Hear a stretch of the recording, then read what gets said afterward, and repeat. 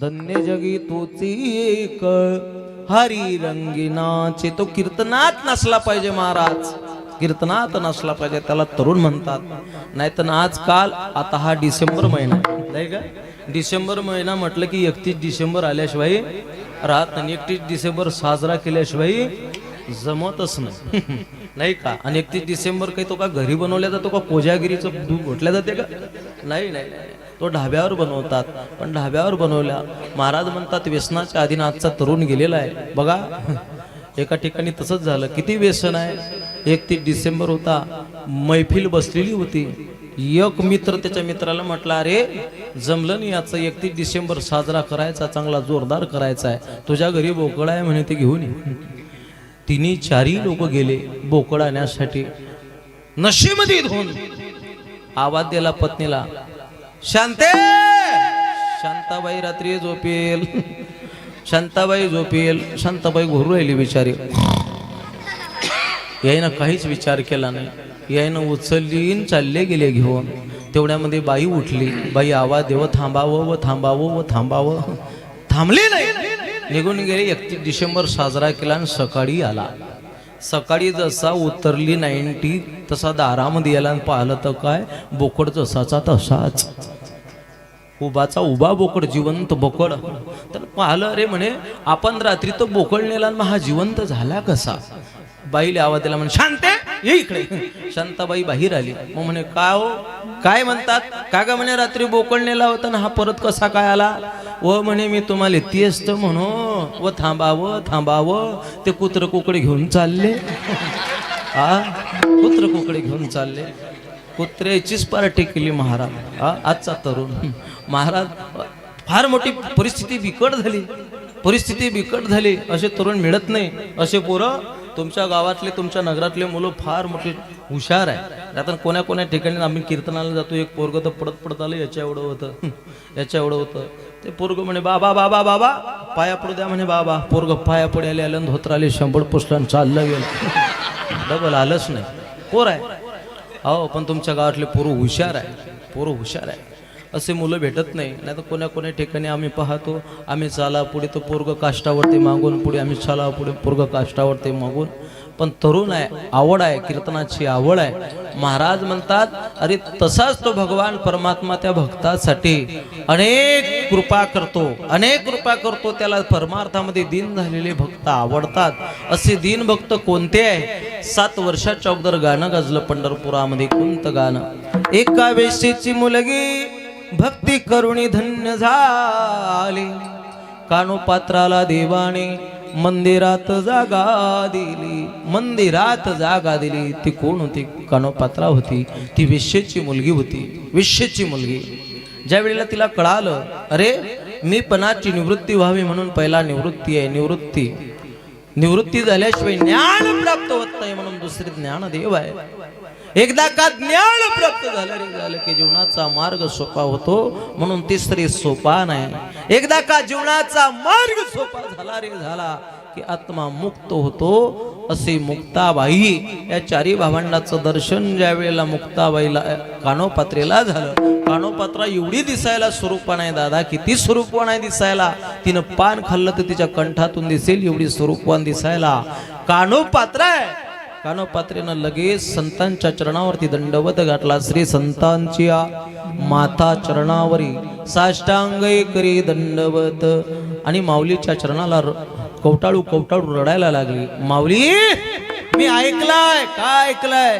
रेड्यामुखे वेद बोलविला, गर्भद्विजाचा हरविला, शांतिरूपी प्रगटला ज्ञानोबा माझा. आल्यानोबा आल्यानोबा ज्ञानोबा माझा, ज्ञानोबा ज्ञानोबा ज्ञानोबा माझा. साधकाचा माय बाप दरुशनी हरली ताप, साधकाचा माय बाप दरुशनी हरली ताप.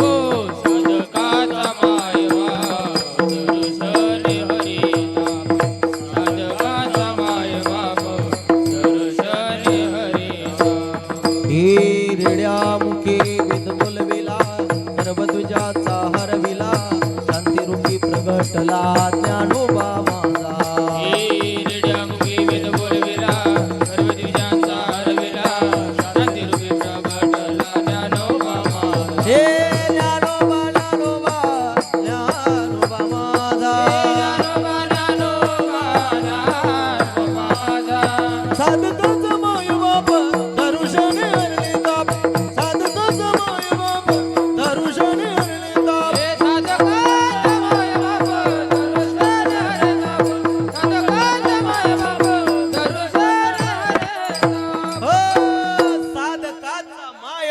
दरुषणे हरले ताप माऊली बघितलं कानोपात्राने माऊली माझ्या जन्माचा आणि जन्म मरणाचा सोहळा कसा साजरा होईल मला मार्ग सांगा.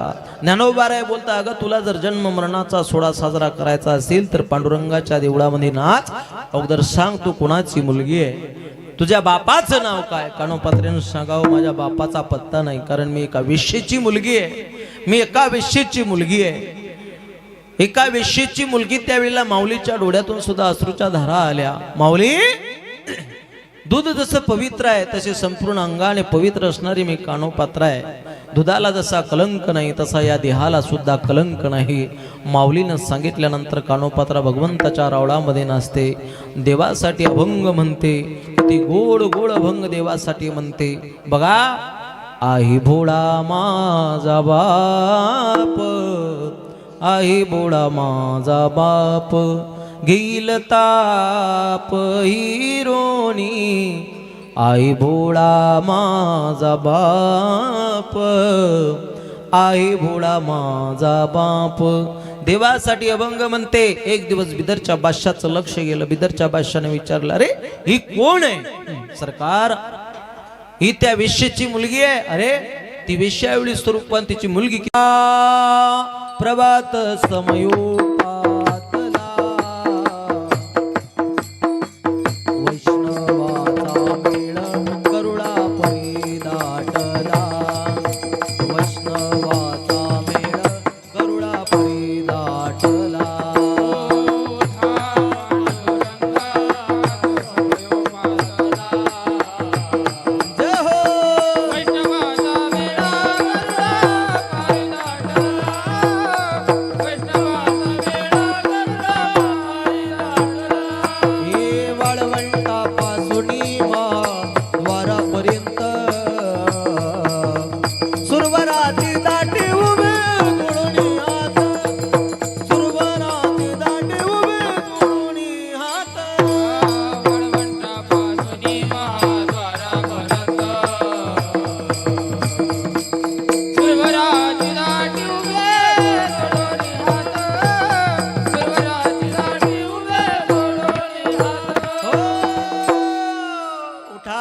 पांडुरंगा प्रभात समयोपातला वैष्णवाचा मेढ गरुडा परिदाटला.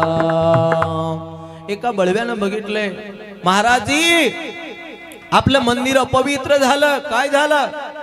अरे ही वेश्येची मुलगी कानोपात्रा देवाच्या जवळ पडलेली आहे, मरण पावली. त्यावेळेला बडव्याने सांगितलं जा हिच्या देहाला अग्नी द्या. कुठं चंद्रभागेच्या वाळवंटामध्ये. चंद्रभागेच्या वाळवंटामध्ये हिच्या देहाला अग्नी द्या. त्यावेळेला अनंत शास्त्रींनी सांगितलं खबरदार तिच्या देहाला हात लावू नका. अरे जिने भगवंताच्या चरणापाशी प्राण समर्पण केला तिचा अधिकार केवढा असेल. तिच्या देहाला हात लावू नका. देव मला जशी बुद्धी देईल मी तिच्या देहासोबत असं करेल. पुन्हा रात्री 12च्या सुमारामध्ये अनंत शास्त्री तिच्या देहाच्या जोड झोपले आणि मध्यरात्री आवाज आला. कुणाचा. विश्व ज्याच्या ताब्यात आहे त्याला देव म्हणतात. अशा ब्रह्मांडाच्या चालकाचा आवाज आला. हे अनंता, हे अनंता, कानोपात्रा पवित्र पा, कानोपात्रा पवित्र पा. अरे माझी कानोपात्रा संपूर्ण देहाने पवित्र आहे. अरे दूध जसं पवित्र आहे तशी माझी कानोपात्रा संपूर्ण देहाने पवित्र आहे. माझ्या कानोपात्रेला स्थान माझ्या डोळ्यापाशी पाहिजे. माझ्या कानोपात्रेला स्थान माझ्या जवळ पाहिजे. हे सांगणारा जगाचा मालक आहे. जो विटेवरती उभा आहे, कटेवरती हात आहे, तो जगाचा बाप आहे. त्या जगाच्या बापानं अनंत शास्त्रीला सांगावं. अनंत शास्त्रींनी लगेच भगवान परमात्म्याला सांगितलं, प्रभू तुमची इच्छा. भगवंताची दिव्य शक्ती बाहेर निघाली आणि कानोपात्रेच्या प्रेताचे बीज तयार झाले. मायबाप, बीज तयार झाले. कानोपात्रेचे बीज अनंत शस्त्रीने हातात घ्यावी आणि खडकामध्ये टाकावी. खडकामध्ये ते झाड निघालं. पंढरपूरमध्ये आजही ते चंद्र सूर्य तारा आहे, तोपर्यंत अजामर आहे. महाराज त्या वेळेला भगवंतानं सांगावं, भगवंतानं सांगावं, रे जो वारकरी माझ्या पंढरीमध्ये येईल, माझ्या पंढरीमध्ये येईल, माझ्या कानोपात्रीचं दर्शन घेतल्याशिवाय त्याला माझ्या दर्शनाचं पुण्य फळ मिळणार नाही, पुण्य फळ प्राप्त होणार नाही. हा अधिकार भक्ताचा आहे. म्हणून जगद्गुरु तुकोबाराय बोलतात, म्हणून तो विश्वाचा मालक कृपावंत आहे. किती कृपावंत, अभंगाच्या पहिल्या चरणावर